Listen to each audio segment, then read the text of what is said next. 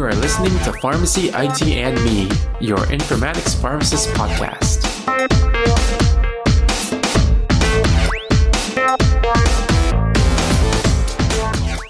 Alright, welcome to another episode of Pharmacy, IT, and Me, and as with every episode, we start off this one stating that the intended audience are newcomers to pharmacy informatics and database structures. So, a while ago, we talked about an overview of what a database is and what tables, records, and fields are, and we use a filing cabinet analogy to compare these. So, as a recap, tables are like filing cabinets, records are like papers in the filing cabinet, and fields are the content on the paper. So today we'll actually be going over a few more details on how the actual data is stored. Because of how much information there is and how hard it can be to comprehend for newcomers to the field, I'll actually try to keep this episode as short as I can, but still provide enough information for you to look up after hearing it. So let's talk characters.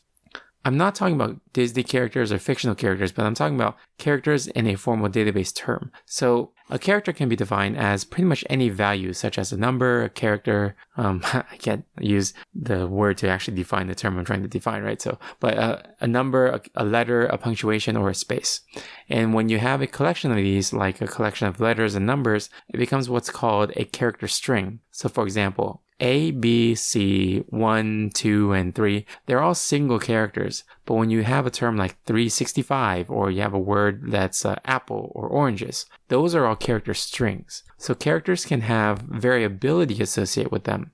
There's two types. There's fixed length character strings and variable character strings. So when a field in the table is defined, it's usually defined to be a container that houses either fixed length or variable length. So if it's a fixed length, that means the values of the specific length must populate that field. So for example, if the fixed length is 5 letters, then you can only have words in there like apple, paper, watch, and other 5-letter words. If this is actually configured as a variable character string, a variable length character string, then it would have a freedom of being populated with different character lengths. So words that are more or less than 5 characters can actually fit. So moving on, sometimes there are special formats that you need to be aware of when you're looking into these fields. One of them is the date format. If you think about it, how we talk about dates for an event are very specific in conversations in addition to just writing, right? So in conversation, we usually express dates as month, day, year, and we also include a time if possible. In relational databases, date fields are also expressed in certain standards. Since dates can be expressed in multiple specific formats,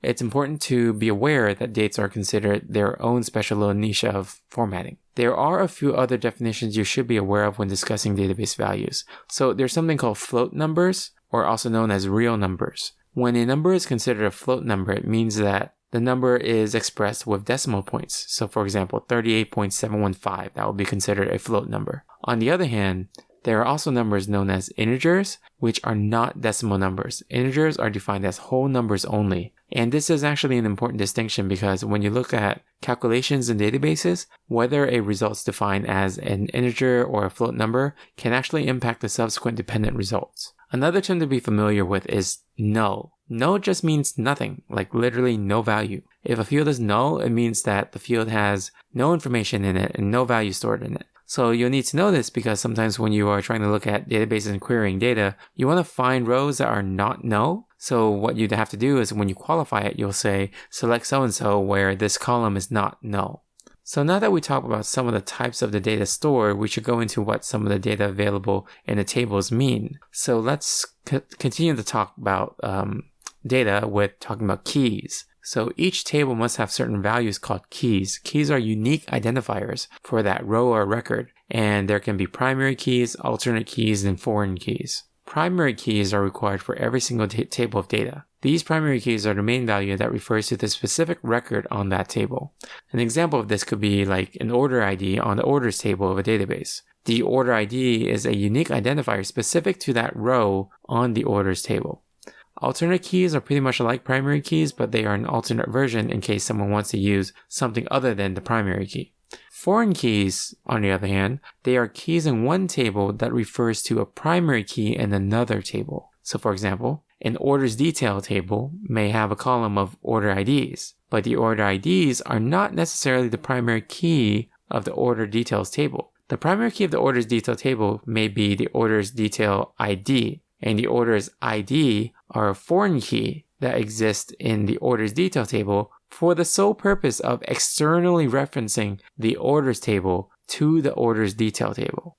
So I know that sounds confusing, so if you need to wrap your head around it, go back and listen to what I said again and kind of write out the relationship. If you write it out and you kind of like see how things connect, that would be a little bit more helpful. So I've also mentioned previously that tables relate to each other by linking them up through different qualifications. And there are three types of relationships. There's one-to-one, one-to-many, and many-to-many. So in a one-to-one relationship, one record from one table will connect to exactly one record in another table. In a one-to-many, one record in one table will refer to many records in another table. And an example of that, like let's say lisinopril, right? It's on the drug table. But lisinopril can refer to many lisinopril orders from different patients in the orders table. So just like looking at lisinopril on the drug table, you're going to see it connect to multiple records in the orders table. So the last one is tricky, which is called many-to-many relationship. These typically need to have a middle table to kind of link into for getting an answer. So I'm going to try to give you an example, but it may still be a little bit confusing. So a collection of lab orders are ordered on a multitude of patients who are admitted to the ICU. The many-to-many relationship would be all the lab orders and all the patients. So the middle link would be the commonality that these are all ICU patients. And therefore the lab orders need to connect over to the ICU table to find the patients that qualify and then pull back all the patient info on the patient table. So finally, the last thing I want to mention are indexes. So when you're pulling data from a giant table with thousands and thousands of records, it may take a lot of processing power. In the system, there are indexes that are in the tables to make it more efficient. Imagine you have a phone book, right? And you're looking up someone's name. If you didn't have like an index or the ability to shortcut into the specific part of that phone book, you're going to take a long time. It's going to take a very long time to go through line by line and find that person. But phone books have indexes, and these are, the alphabet is pretty much the index. So you go straight to the letter of the alphabet that is the where the name starts with, and that will save you some time avoiding the rest of the letters of the alphabet, and then you can find your desired record at that specific spot.